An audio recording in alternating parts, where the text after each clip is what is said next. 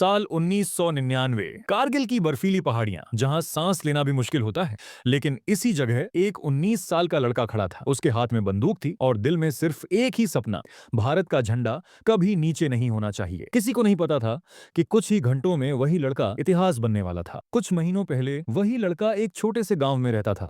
उसका नाम था आर्यन, एक साधारण किसान का बेटा। घर छोटा था, पैसे कम थे, लेकिन उसकी माँ हमेशा कहती थी, बेटा अगर कुछ बनना है तो देश के लिए बनना। बचपन से ही आर्यन को एक चीज सबसे ज्यादा पसंद थी, फौज। जब भी गांव में सेना की गाड़ी गुजरती, वह दौड़कर उन्हें सलाम करता। उसे लगता था एक दिन वह भी वर्दी पहनेगा और देश की रक्षा करेगा। समय बीतता गया और आखिरकार आर्यन का सपना पूरा हुआ। अब वह भारतीय सेना का हिस्सा था, लेकिन ट्रेनिंग आसान नहीं थी। ठंडी रातें, लंबी दौड़ और लगातार अभ्यास। कई लोग हार मान लेते हैं, लेकिन आर्यन नहीं। फिर एक दिन खबर आई, कारगिल की पहाड़ियों पर दुश्मन ने कब्जा कर लिया था। देश को अपने सैनिकों की जरूरत थी और आर्यन की यूनिट को तुरंत भेजा गया। अब यह सिर्फ नौकरी नहीं थी, यह देश की लड़ाई थी। जब आर्यन कारगिल पहुंचा तो उसने कुछ ऐसा देखा जो उसने कभी सोचा भी नहीं था। ऊंचे पहाड़, तेज हवाएं और हर जगह खतरा। यहाँ एक गलत कदम सीधा मौत हो सकता था। एक रात आर्यन की टीम को एक बेहद खतरनाक मिशन मिला। उन्हें पहाड़ की चोटी पर जाकर दुश्मन के ठिकाने पर हमला करना था, लेकिन रास्ता बहुत खतरनाक था। अगर दुश्मन को पता चल जाता तो कोई भी वापस नहीं आता।